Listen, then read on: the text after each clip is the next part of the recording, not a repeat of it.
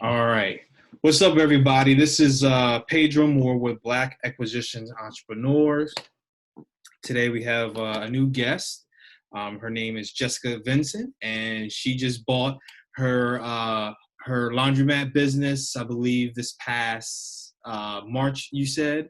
Mhm. And so right in the middle of COVID, and I believe she's going to share a little bit about that. So for those that are new, haven't heard of Black Acquisition Entrepreneurs, it's a free Facebook group where you can join. Is to help promote wealth creation through investments and acquisitions and businesses. It's a gap that I feel that it's basically help to close that wealth gap in the Black and Brown community. It's a place where we share the resources. We can have conversations about building wealth, share topics, strategies, et cetera, et cetera, et cetera, all to kind of help move the needle in building wealth in the Black and Brown community. So without further ado, thank you, Jessica, for hopping on the line with us to share your story. Do you mind just giving us a little intro about yourself? Tell us a So, little about yourself. thank you very much, actually, first and foremost, for having me. I really appreciate it. I feel very honored. Um, so, a little bit about myself. I've worked in corporate America, specifically in the fashion industry, for about 15 years now, a little bit more than that. And a few years ago, maybe like 2 years ago, I realized like that's not going to be my be all end all. I thought that it was, and you go to school, you go to college, that's how your parents teach you. And it just dawned on me, like, I don't think I can do this at 50 years old. Like, how am I going to support myself and my family just based on the nature of the industry? And then also the growth trajectory within the company I was at. And then also, like, I loved it, but it wasn't loving me back the way I was loving it. So I've just, real estate occurred to me. It's something that my dad has done for a lot of years. And there was an opportunity nearby my neighborhood where I live in real estate to purchase an investment property. And I didn't end up purchasing that, although I love that property. I watch it every day that I drive by. I can't wait for it to go back on the market. It was the igniter for me to start taking essentially all my cash assets and putting them into real estate. So I went and purchased, myself and my husband together. We own 8 rental properties. A couple of them are back here on my whiteboard in the background, Wow. throughout West Philly and Delaware County. And one of those 8 properties houses a coin operated laundromat, which is the Laundry Lounge on 65th and Lebanon. Come check us out. Awesome, awesome, awesome. Well, so for that particular deal, how did you actually come across that one? So I'm a big consumer of all podcasts that are real estate related, specifically Bigger Pockets. I love Bigger Pockets. I recommend them highly to anybody who's interested in getting started. And you listen to all the podcasts talking about deal finding and deal machine and networking and wholesalers. And so I really investigated all those avenues, and none of that works for me. So I Mhm. ended up just relying on the MLS. So MLS is where I've gotten all all of my deals. So I did flip 2 properties between last year and this year. Mhm. So all of those, and so it's about 10 total, and 9 of the 10 all came from the MLS. One of them kind of came from the MLS, but it was a deal that I went to go see it, and the owner, she wasn't, it was not good. But she happened to mention that she had something else that wasn't on the market and ended up being a foreclosure. Speaking of Bigger Pockets, if I ever make it there to talk about this deal ever, I will definitely talk about that property.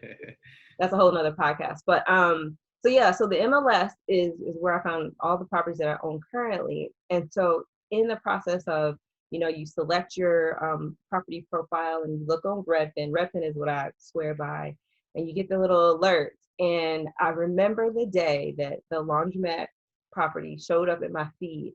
And I'm all into multifamily, so 2 units and Mhm. higher. That's where I feel like I could make the best returns. I Mhm. know a lot of people believe in single family rentals. Can't figure that out yet in terms of like how to make it as profitable. So anyway, the laundromat itself actually has 2 other apartments. So it's technically a duplex, and the laundromat is the ground floor. Mhm. So that's why it came up in my feed, and I thought, ha, that's crazy. I can't run a laundromat. That's crazy. And I was like looking at it. I was like, well, maybe can I like why not? And I just read it and read more, about the property. Called the agent right away. That's like sort of my like pro tip is to certain deals you want to go straight to the listing agent, Mhm. and that's usually your best bet for securing a deal. Um, and May I ask why is that? so, couple reasons. One is if it's a property where there's a lot of competition, the deal, if the listing agent has to shift through a bunch of deals, he's going to resonate more to the ones that he knows he has direct contact with, Mhm. the buyer, and he knows their history and feels more confident about them. That's one. And then two, they get all the commission, right? They don't have to split the commission. So as an investor, you're just trying to make the best deal. I don't care who gets the deal. Or who gets the commission. I just want to be able to get the best deal for myself. Mhm. And so that's sort of like a two-pronged approach. And then also usually listing agents of properties that are ideal for investment purposes have access to other properties that are ideal for investment purposes. So if you can find one of those agents, listing agents, and then make them your realtor, your go-to realtor, that's great. Hasn't worked out great for me, but for Mhm. Mhm. some, it does. But that has proven to work, in the portfolio that I have right now. And so I just reached out to him right away, put in an offer. He didn't accept my offer because I forget why. He was uncertain about my lending situation, which I frankly had not really invested a whole lot into, or I had not explored how to finance a Okay. laundromat, a commercial property. I had the real estate side, so I just figured let me put this offer in, and I'll figure that other stuff later. So, and he was rightful to be a little bit hesitant about whether or not I could close a deal. Mhm. But while, I my offer didn't get accepted, I kept working on it. And I kept reaching out to other lenders and just figuring out what would I have to do to finance a property like this? What sort of, what would it cost? What does the LTV structure look like? So I just educated myself. And then lo and behold, about 3, 4 weeks later, the first buyer fell through because he got scared about the age of the machines. The machines are a little bit older Okay. in the laundromat. It's not brand new, shiny, like you may have heard of the Laundry Cafe. They're Yes. throughout like North and West Philly. Beautiful. I actually went and took the first one the other day. Those are great. Those are also $1 million plus investments. So, I stay in my Yeah. lane, laundry lounge. We do you right, we do tight. If the laundry done, it's not state of the art, but it gets it done. So and I'm okay with that. And then also we're priced accordingly because those new flashy laundromats are going to cost you a little bit. Um, so yeah, first deal fell through. So when that happened, the listing agent, he had my info. He knew how passionate I was about um, uh, purchasing this property. It just something just felt like this is crazy. I've never heard of anybody doing it, but I mean, I did my research and I think it could work. I think I Mhm. can, buy this and then operate a laundromat. Awesome. Awesome. Awesome. Awesome. That's a great testament too of just sticking with things. Yeah, Um, I was listening to a sermon earlier today from TD Jakes, and he was just making a point of how there are, and I know this is not directly related to a deal structure, but it does help more of a mental thing where there's people in life where they it's almost like the shiny object syndrome where they see something very catchy and they say, oh no, let me go do this, and then two days later, let me go do this, let me go do that, and yeah, then they never give that thing enough time to incubate, to yeah, really see it all the way through. So right. it's awesome that the fact that because a lot of people would just probably gave up from Yeah. the first no of anything. Yeah. I've been very blessed in my life that the things that mean a lot to me that I'm attached to, that I'm really driven by, I stick with them. And I'm like a dog with a bone. I don't let go because I feel like eventually if I stick with it for long enough, I'll get what I want. And it's Yeah. really worked out and it paid off in this instance. And that's what I tell a lot of realtors, when I'm, you know, deal finding and trying to negotiate. I tell them like, listen, here's my offer. I'm here. I'm not going anywhere. That's also what's nice about being an investor versus like buying, property you're going to live in. It's a Yeah. little bit more time sensitive usually. So when you're an investor, you can be like, listen, if the deal's right, just hold on to my info. I'll stick with it. So going back to that, just before you start to record, I was talking a little bit about my best deal ever. That was a short sale that took about 7 months to close. Mm-hmm. And I stuck with it. And if the agent would check in with me like every month or so when we hadn't heard back from the bank. And I was like, nope, I'm here. I'm ready. And it turned out to be well worth it. Awesome, awesome, awesome. One question: when you were saying that you gave an offer to the lending agent, um, the realtor, how did you come to that number? What was part of your due diligence process to figure all that out? Especially it being now you're kind of blending two worlds of real estate. Now you're kind of looking at a business, which of course, as you know, is different than real estate. So how did you come to that? That's a great question. And again, being a newbie in the game, you can really go wrong. But that's kind of what's nice. So there's usually two main schools of thought when it comes to investing. A lot of people believe that you like invest for cash flow only, which means you leverage as little or not at all as possible.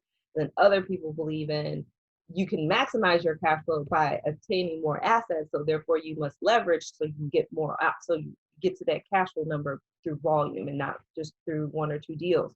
Mm-hmm. I happen to believe in the leverage philosophy for that exact reason. Like I would prefer to have 10 properties financed that can yield me $5,000 total a month versus 2 or 3 properties that I own outright.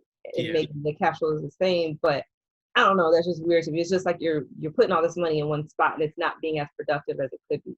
Correct. So, okay, so I say that to say when you are in the lending sort of business and relying on lenders, they help to keep you honest.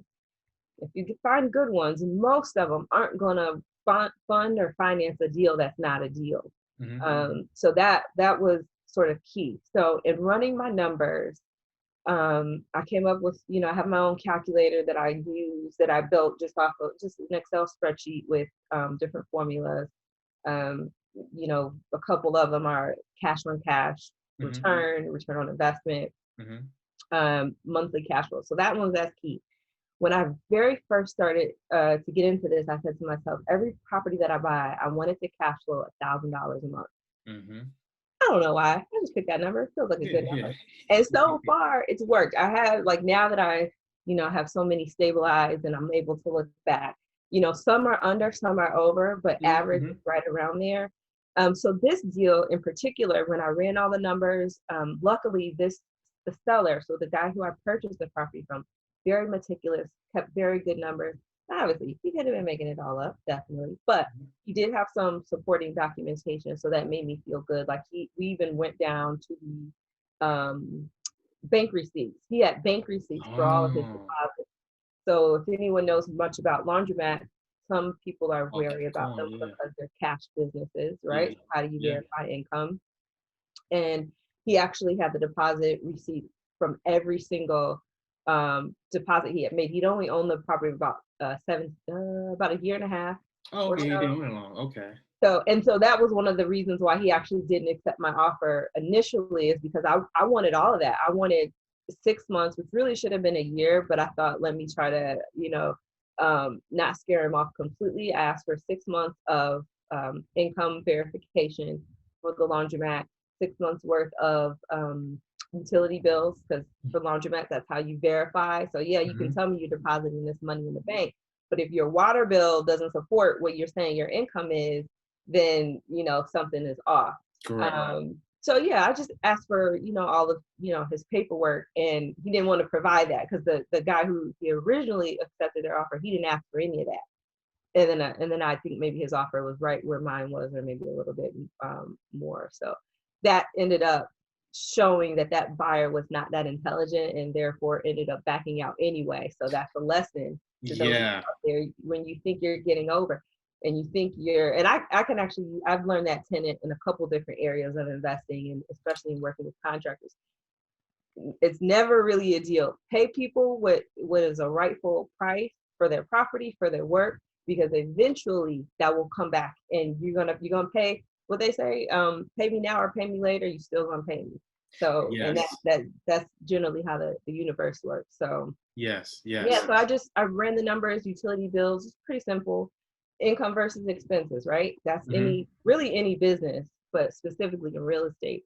So I verified the income, verified the expenses, and that cash flow number was nice. It was real nice. And kind of like I had expressed to you in our first phone call, the fact that the building had apartments Yeah. attached to it. So Yeah. real estate attached. This was not a shopping center laundromat, which by the way, I can't figure out how the people make those profitable either. Just because of the We what, looked at one. It was a brand new one. I mean, pristine card, everything, but the profits were thin. I mean, yeah, I would have loved to have done it, but the profits were thin. The lease on that bad boy was hefty. Just alone. I mean, it which was you have to probably like the pay whether second biggest expense. Say it again. and you have to pay that whether someone washes or not. Exactly. Yeah. And that's the part I can't figure out. If no one comes in and washes a load of clothes for a month, the laundry lounge still pays its mortgage. Yeah. So because it's covered 100% by the apartments that are attached to it. So based off of that, that's what made me be like a dog without a bone. I was like, I have to get like this is elementary. Like this is the no brainer. Yes, yes, and I like the fact you mentioned something about the cash flow number because I'm actually doing a little course just to help our community beginning steps of thinking about the process of buying a business. Yeah, And there's gazillion formulas out there in the world, but you already mentioned a yeah, couple of good ones. Of course, the cash on cash. If you're an investor, that's one of the most important because you want to know how much cash are you actually getting back. But the other thing is too, those all those formulas are great, but one ingredient that you want to make right, sure you look at is what is the actual check size that's coming back to you on a monthly basis. That's something because that's something to consider. Because I think sometimes people get hung up on the formulas. Formulas are great; you do need those, mhm, but also just look at the cash flow. dollars, Does it meet your criteria? right, Does it meet your personal criteria of having this income come in? right. Um, and not the cash flow of the gross cash flow, but the net that's actually coming back to you Yeah. after It everything is getting surprises paid off. me how many people mistake that. And I just think Yes, it's so bizarre. It's like if you work a W-2 job and you get your paycheck, you don't focus on that number at the top, do you? exactly. Yeah, No. you, yeah, you focus on after they done took out FICA, took out Social Security, exactly, everything. Then that's exactly. the number that you're basing your bills on. So investments are no different. Yeah, absolutely. This is a sidebar, but still related to your point you just made. I sometimes get upset when I see everybody, especially our people. We get excited when we see these social media influencers saying, "Yeah, I got a 7-figure business, 6-figure business, and all this and that." And then even in the 7-figure business, so let's just say $1 million, they rolling around in Ferraris, and I mean, I've done a lot of deals. I know what $1 million businesses can afford. I'm Yeah, like, if you're right. doing $5 million in gross revenue, because also they're not, because when they say 7 figures, they're not saying 7 figures they're getting. Right. That's 7 figures for the business, Bruce. and I know that business, unless if that's the case, they're doing a poor job of managing their money. Right. Um, but it kind of carries the wrong image, and Yeah. it makes people think that they're actually they're actually earning the 7-figure number, Right. where no, they might only be netting maybe 10% of gross revenue or something like that. That's taken. Don't get me wrong, that's still great, but it isn't what they paint Right. it to be. Yep. You know, and so we just have to understand and look to your point. The net, what's the take home? That's the most important thing because that's what well really that's what matters. Yep. Um, I wanted to ask you about the loaning structure, the financing. Yeah. Who did you go to, your traditional bank, or was it some alternative financing? Did you had to do some personal guarantees or with some collaterals, or were you any creative things that you had to do to kind of get the deal done? Great question. Great question. And actually, there's a piece of the financing part I don't think that I went over with you in our previous Okay. conversation. So this will be some new information, I think. Um, so to finance it, okay, so let me start. My other, so the investment properties I had taken out a home equity loan on my primary residence, and so was using that as sort of seed money to put Mm-hmm. down the down payments on the rehabs and the rental properties. That unfortunately would not work for the laundromat Mm. because a lot of banks do not lend on mixed use property. And that's Okay. what this is. Any property that has commercial space and residential combined is considered mixed use. It's not commercial, it's not residential, it's both of them. So then I set out to find out, all right, well, what banks all the hard money guys that I had been working with, I'd asked them for referrals. They recommended me to a couple people. So I think I went through maybe about 4 or 5 different banks.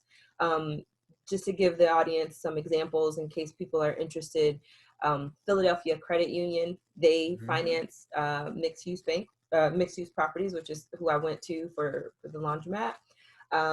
Who else? Valley Green. Who else? So many people turned me down. I have to go back because Customers Bank, they do it. But a lot of people turned me down because I was new, had never Mm-hmm. owned a laundromat Mm-hmm. before, I was really a brand new property owner, or an investor for anything, let Mm-hmm. alone a laundromat. So there were some lenders that were skeptical, which that's why I say, financing property through banks is a really good safety net because they're kind of like a barometer to just say, like, should you really be doing this? And then Yeah. they give you the right sort of checkpoints. And it's like, if you can get through that, and then also obviously pay the mortgage and be, a good manager of finances, then that means you probably have a pretty good deal on your hand. Now, I don't mean SBA loans because from my research in SBA loans, they're like so easy to get and like everybody get them. And lots of people fail with SBA loans. So not to say don't ever do it. I'm just saying you have to be very, very careful. And it doesn't seem like the same guardrails are there for SBA loans. I didn't, Interesting. yeah, I didn't go through an SBA loan for this property. So what I did, so found a bank that would do it, but the LTV that they were willing to loan on this property was so low. Like I was used to like 75, 80%.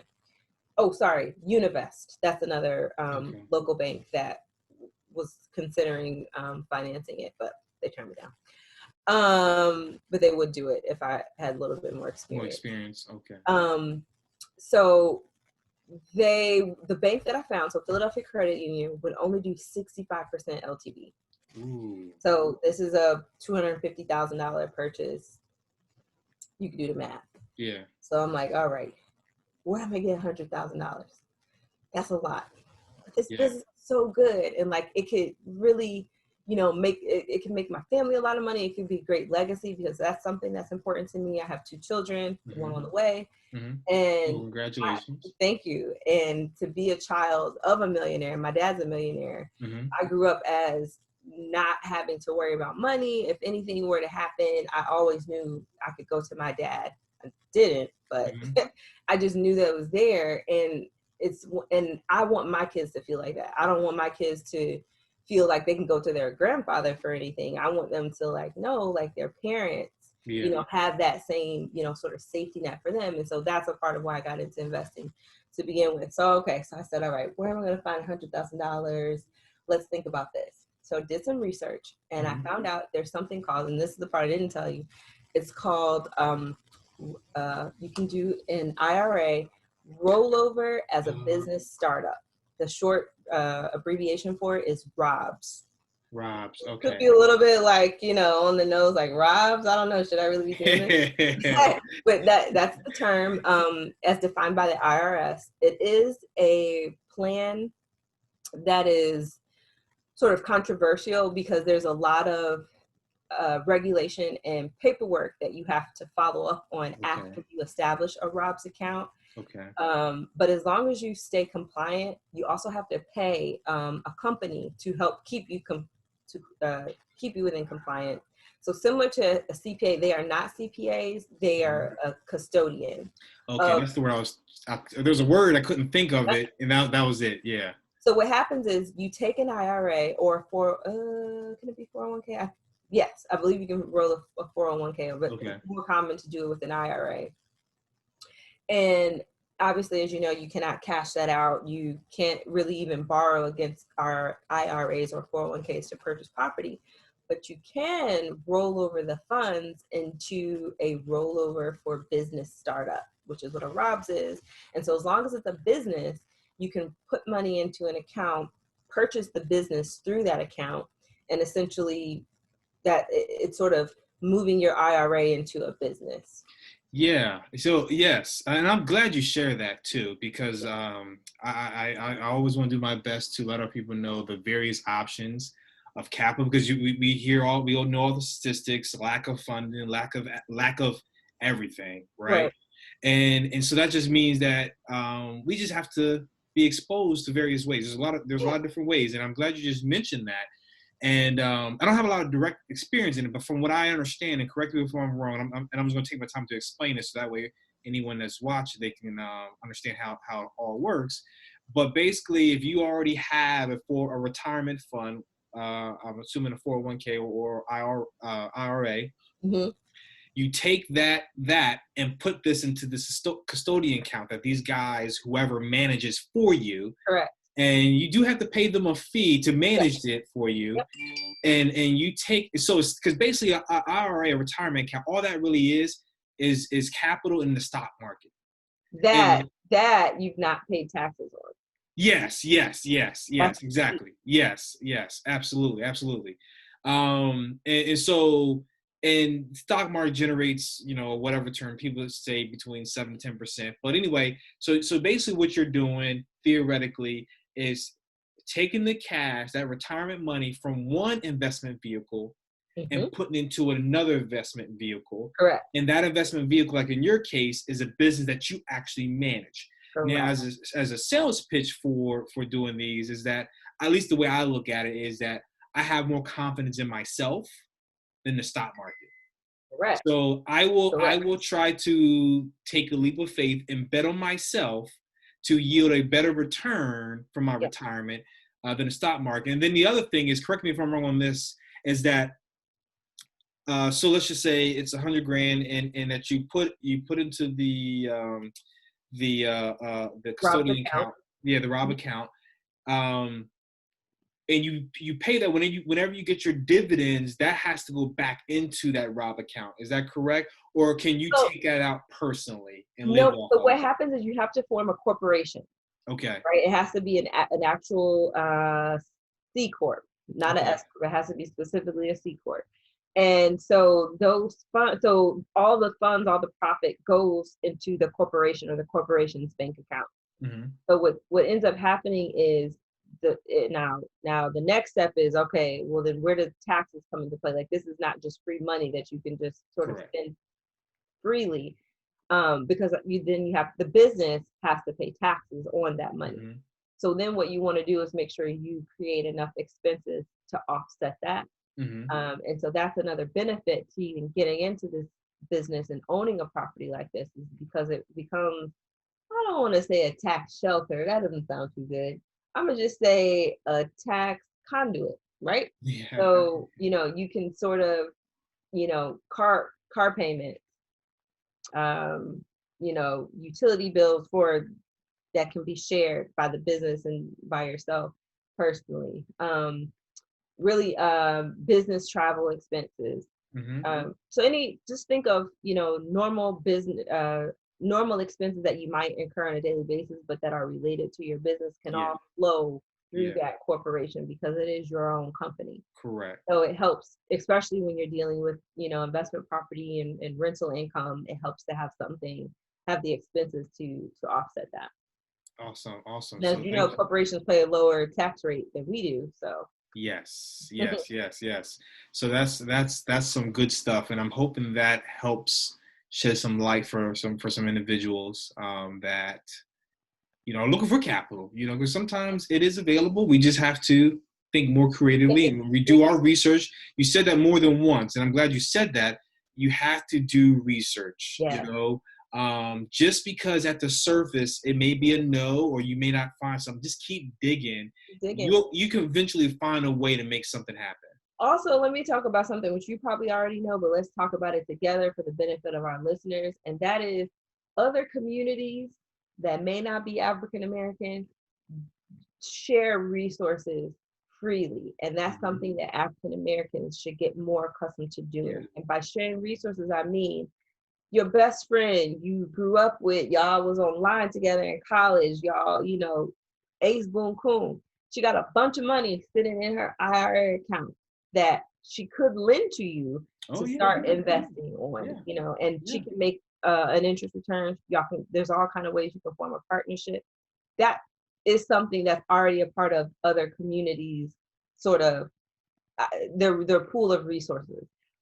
Relatives, uncles, parents, brothers, cousins that may have, cash either in, retirement funds or just free liquid or in the stock market or whatever, and that they may be willing to lend, for a fee to you if they trust you and if you all have a good relationship. And I think we need to do better as a African American community to build and foster relationships like that with our close knit communities. Oh yeah, absolutely. Because that's really how a lot of wealth is built in other communities. And so that's something I think if we get more comfortable talking about money, understanding risk, what's safe and what's not, like just by anyone asking you to invest doesn't make it a bad or a risky thing. Ask questions, as you just said, do your research. And if this relative of yours, if this good friend of yours can prove a cogent plan that, is backed and founded by, good research and good numbers and good facts, why not invest and maybe start slow and build? That's just something that I don't think exists a lot, in our community. It doesn't. It doesn't. It Oh, doesn't. And I think that we missed the bar because there are some wealthier families, yeah, maybe even in your own backyard. They yeah, may not be super rich, but they manage their resources very, very well. yeah, And so I had a conversation with somebody else, and I think that we have to learn on two parts. So one side is us, well, the person who's raising money. They have to, the uncle that you're trying to get money from, you want to make sure you had a good pre-existing relationship with that uncle. correct, correct. So today, you might want to send him a Christmas gift, get him on your radar today Yep, to start building that relationship. yep, But we on the entrepreneurial side do better at relationship building, do better at packaging and doing your own due diligence on the deal. correct. Even prior, because you mentioned earlier, you want to make sure it looks good for you. Yeah. And if it looks good for you, it Well, will look good for someone else. right. And so so get good at packaging. And one little tip too, I learned this from investing in tech startups because the syndicate model where because one of our pain points from raising family and friends, let's just say they want $100,000. They'll go to the uncle and say, "Hey, I need $100,000," and that person might say no. Yeah. And so then everything falls apart. One little small thing that can help close that round, instead of just saying going to that one individual asks for 100K, because that one uncle, he may not have 100K, but he has 25. Right. But and it's just all psychological. But because you asked for 100K, he's thinking you need 100K. He's like, man, I don't have it. Have it. But if you say I'm raising a total of 100K, Yeah. minimum investment is 5. Yeah. He may come in and say, okay, you put me down for 20. Put me down for 25. A homeboy at the VFW hall, he might got 5 or 15 too. Yeah, exactly. Right, because birds of a feather flock together. Exactly. So we just have to get more accustomed to thinking that way, and then also packaging, as you said. So maybe the approach to your uncle is not, I need $100,000. Is, hey, uncle, would you like to get a 25% return on the money that you already have without doing too much? Yeah. Or even better, do you know anybody who would like to make this type of return?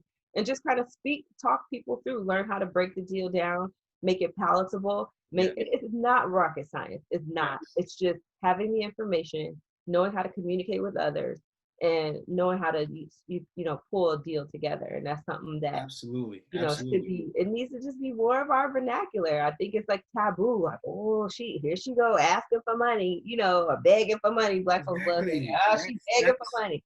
No, I'm trying to, It's oh, expected in other cultures. yeah. It's expected. It's similar to, you know, Thanksgiving. Everybody's sitting down for a dinner. It's expected to keep at, because especially if you're a deal person, like I could tell you're a deal person. I'm a deal person.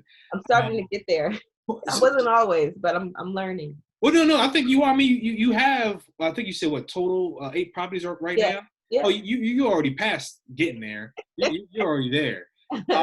It's so when you're a deal person, you're gonna have that's your job now. So you're gonna always be asking for money Always. because that's part of How the you grow. yeah, that's part of the job to find money True. and put it together. And then the other side of that table is the family that does have some money and where, and this is where I think the learning curve we have in our community, where we have to the entrepreneurism money has to be patient but Mm-hmm. also educate Mm-hmm. properly and be okay with, they may ask a whole bunch of questions, let them ask every single question because they want to get comfortable, but they have to be open to looking at different opportunities Right. and just at least considering it.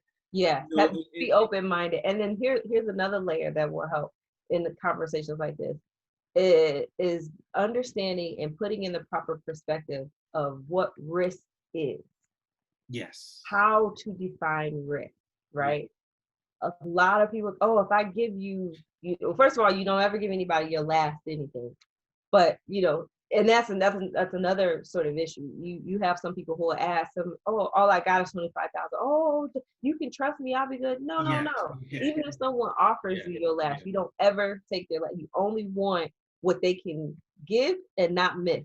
And if they Yes. don't get it Like you back, said, as yes. that'd be fine. That's another Yes. thing. But you know, understanding, that if you loan someone X amount of money,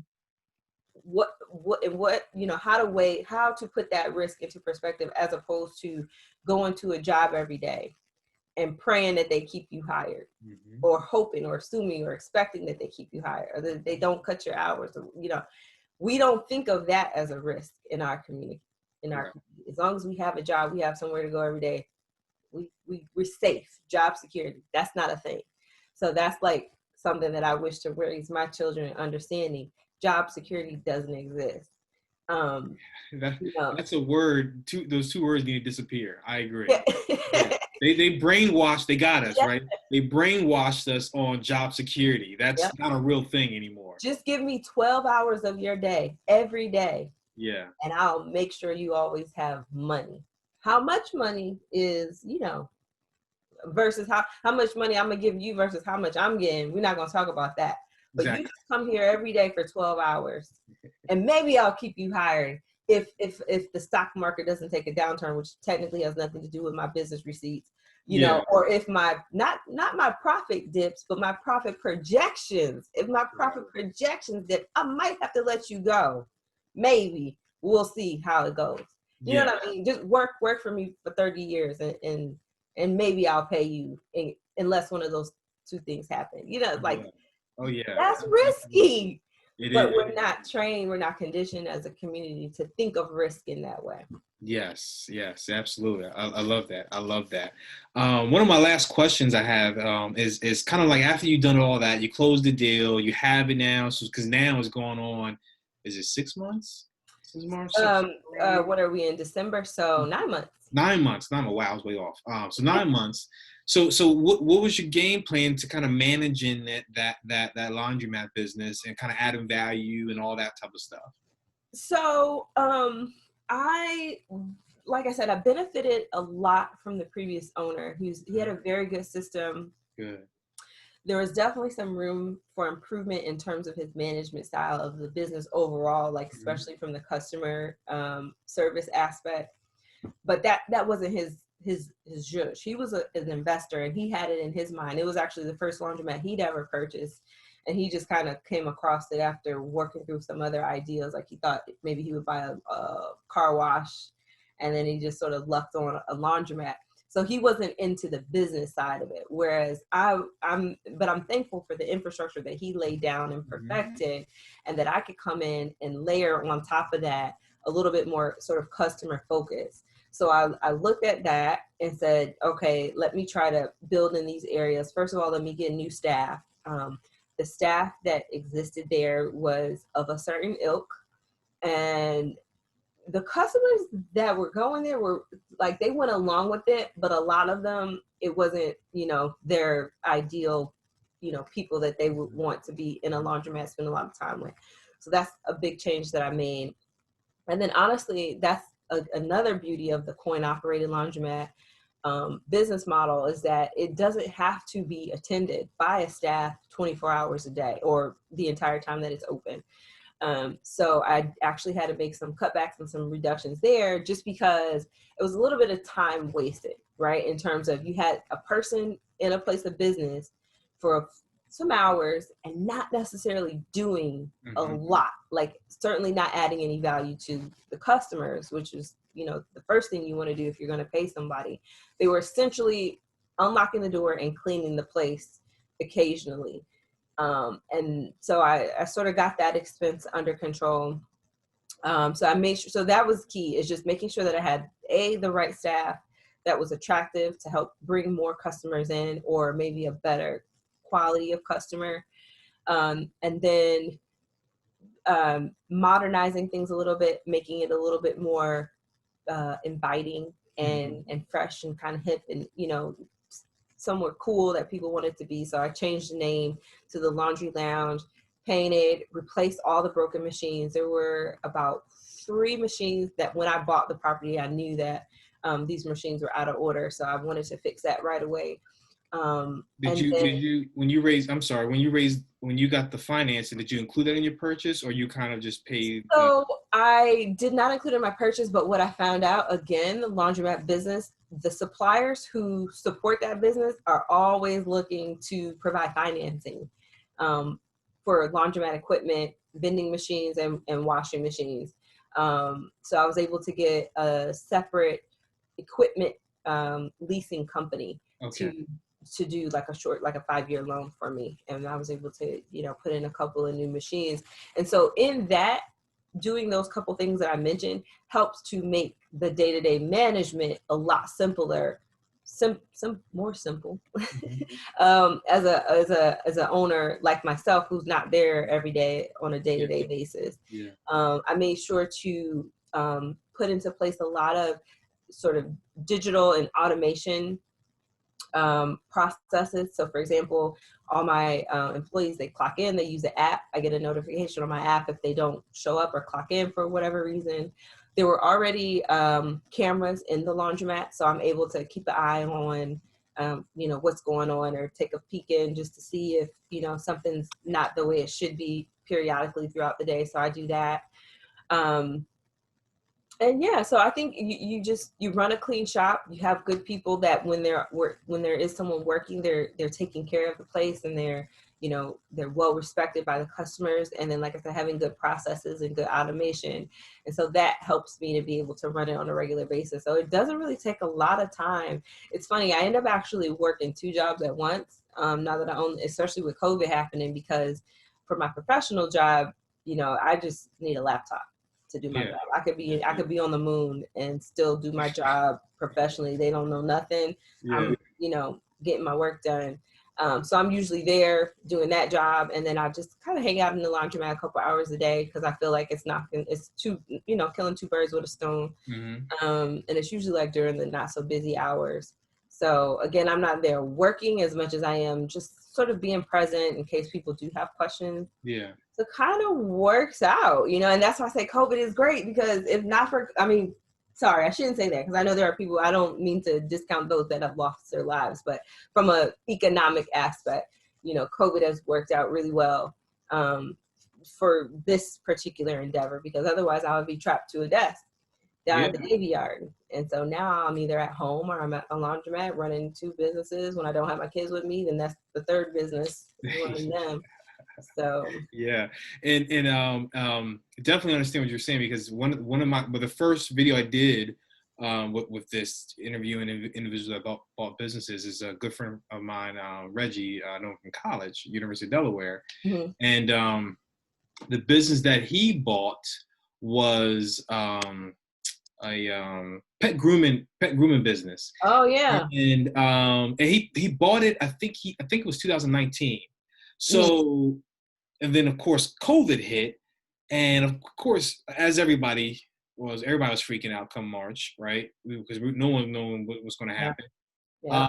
But he actually said that his business did Boom. well. Yeah, because people are at home with their dogs, like, oh, my dog need a haircut, or Yeah, and did you yeah. it was mobile or it was just a pet grooming business? It was a brick and mortar, I believe. It was a brick and mortar. Yeah, so then people needed somewhere to go because Yeah, they're at yeah. home. So then they get Yeah. to use So it. yeah, exactly. I don't. They could have had a mobile component too, but I believe it Yeah, definitely was a brick and mortar yeah, piece to it. yeah.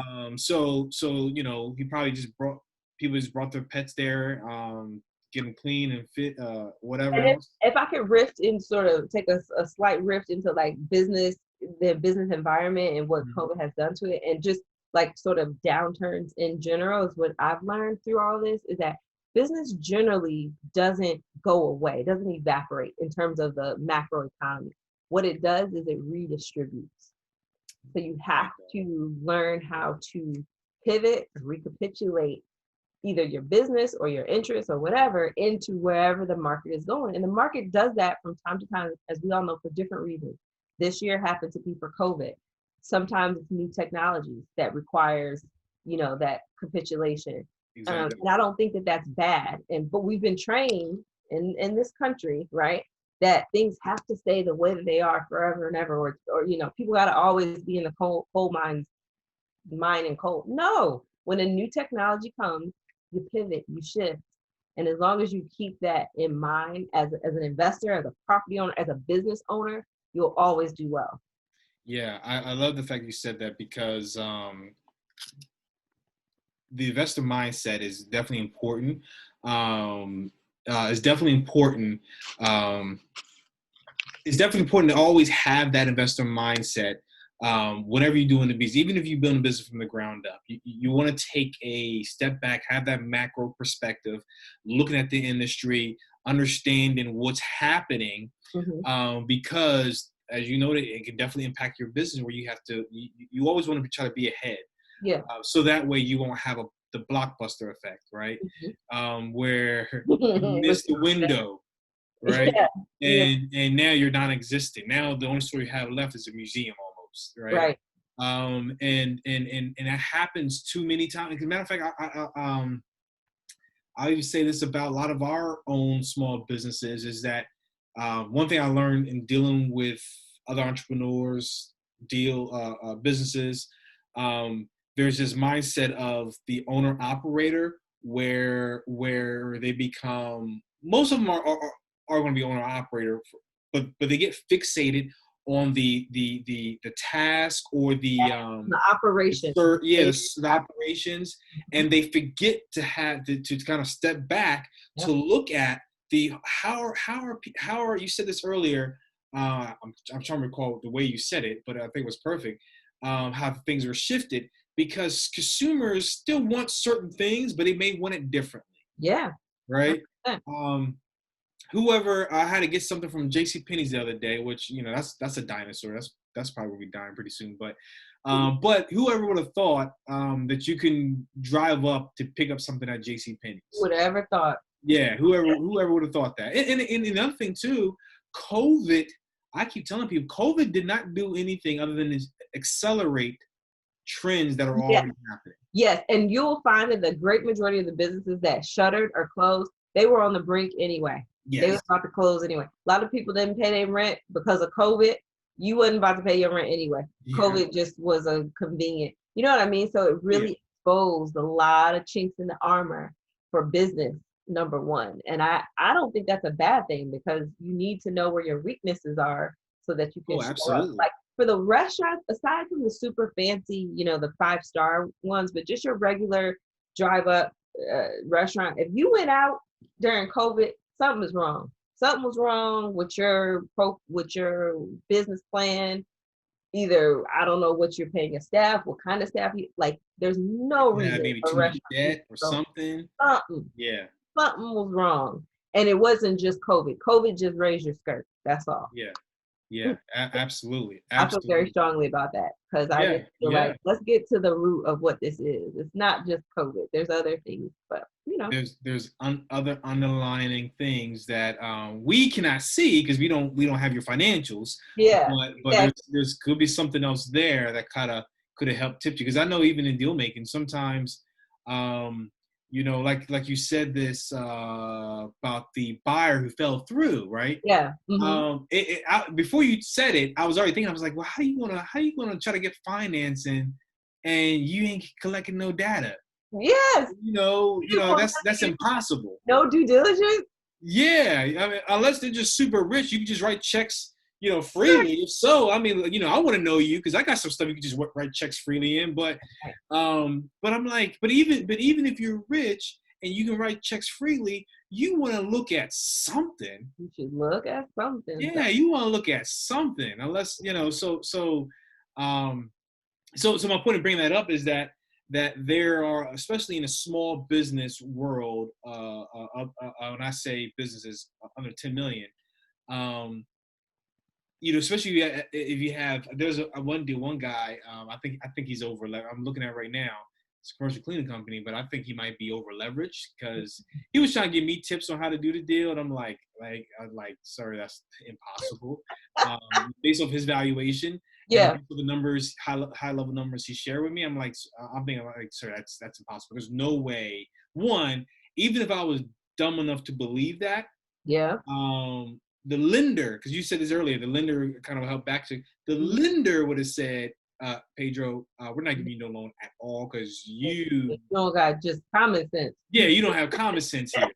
So, and I feel like this guy, I don't have his. We're kind of in a song and dance situation right now where I'm trying to get his financials, but um, I'm curious to see them because I got a feeling that he over leveraged a little bit on this business. And I gotta tell you, as an investor, that's one of the things I worry about most, especially like I said, is being in someone who prefers leverage over not. Um, and I hear the term a lot, and I even ask myself, am I over leveraged? Yeah, But yeah, the general rule I try to stick by is 75. Well, I don't stick by it. The banks require that I stick by it, and I actually think that is great. Because when I look down the line and when I think about the worst, if the worst were to happen, I'm like, well, I got 25% in all of the properties in mm-hmm, all of these deals. mm-hmm. So that's sort of my cushion. But it's easy to do, and also when you think about a business that operates on receipt, so when you're dealing with tens of thousands a month, and there are people who take out kind of like payday loans, for businesses though, Oh yeah, yeah, they'll factor out those receipts, and I think like, wow, it's so easy. I see how people get into business debt, and that's the thing I wanted to mention with the rollover as a business startup. That's another one of the drawbacks that a lot of people talk about, is that it's one way to quickly drain your retirement account if you're not good with money, if you're not wise. Because think about it, most businesses fail in how long? You know that statistic. yeah. So imagine if you took all your entire retirement and put it into a business that closed a year later. Here Not it great. goes. Poof, But gone. right. Whereas had you left it with Fidelity, that probably would not have happened. So, you got to just weigh the risk. And Yeah, yeah, and this is I'm what glad you said that because I think that any investor has to have that mindset of I want to use the word. I don't think this word is the best word, but it's the only word I can think of. Just context. There's no right or wrong answer. I mean, there are some really bad answers, but in terms of a right or wrong, every situation is different. Every deal is going to be different. Everyone's going to have a different personal financial statement, so you have to look at that all within a reason yeah, and add a little layer of margin in there for risk. Like you said, um, not to say that you don't believe that this deal won't make you money, but that doesn't mean you got to empty your entire life savings into right, this one thing. right. You know, Diversification, say it again. diversification. Oh, That's absolutely. in our community, we don't really talk about. Like, you can have some money in the stock market. You can have some money Yeah, under your mattress. You can have some money in the bank. You can have some money invested with a friend. Like, it's better to have your resources spread out that way than in one spot. absolutely, absolutely, absolutely. Well, that is definitely all the questions I have, and I don't want to keep you, because it's already past 10 o'clock, Yeah. keep you any longer. But I do want for you to kind of shout out, give us the name of the business, location. I don't know if you have a website or any social media or anything like that. I have just an Instagram account, which I'm working on. I need to add some more. Speaking of owner operating, I'm the one operating my Instagram account, and I'm not doing that great at it because weeks go by, and I'm like, oh, I haven't posted anything. But like the weeks when I do post or when I purchase ads, I see an uptick in business. So I got to get better at doing that. But it's the Laundry Lounge Express is my handle on Instagram. Mhm. We are located at 6550 Lebanon Avenue. That's in Overbrook, Philadelphia. So if any of your listeners are ever in the area, please encourage them to stop by. We actually are just starting to offer drop off and pick up wash and fold service. So that's sort of unique for the area. Some laundromats are doing that, but not your black owned boutique laundromats. Okay. Okay. Again, I'm all about increasing the level of customer service because I like people to feel like their services or their business is appreciated and Oh, not taken absolutely. for granted. So Absolutely. just come by and Absolutely. see us. If nothing else, just come check us out. We're like, Yeah. how many black owned laundromats are there? Not that many. So Yeah, yeah, absolutely, absolutely. I don't really know too many. I think there is. I did find out that there is one in Delaware, but again, that's just one of many. yeah, there's some out there. There's actually a black owned laundry detergent brand. It's called True Detergent. I think I And is there Container Purple? yep, Okay, yep. yes, I And they're have. on Instagram, so you probably have seen this. So Okay. I reached out to one of their distributors, and they kind of, let me know about a couple others. So, Oh, so there's more than just them. a couple other laundromats that are like Okay. throughout because they serve a wide area, like Pennsylvania, and I think some in Delaware and in Jersey. Good for them. As their Good distributor. for them. Yeah. That's awesome. That's awesome. We're I haven't getting gotten their close. products in. I just don't have any space. So they only sell like the bigger stuff that, like for home. They don't do the coin vended size, which is Ah, all that I can sell right now. But I see. I see. Interesting. Okay. Well, at least it shows that they have still, even for them, they have opportunity to grow, yeah. which Yep. I'm sure they probably will cost them money to kind of shrink it because they got to get new packaging and all that. But it Yeah. shows that they have opportunity to grow. So that's awesome. That is awesome. Well, again, thank you so much, Jessica, Absolutely. Thanks for for hopping having on me. here. I hope this was helpful for a lot of the viewers and listeners because I do have a podcast called Earn Interest that I also plug this in too. Bye. So that way people can listen to it as they're driving. Thank you so much, and you enjoy the rest of your night. All right, All right. Thank you. no problem. You can stay on. I'm just gonna stop the recording.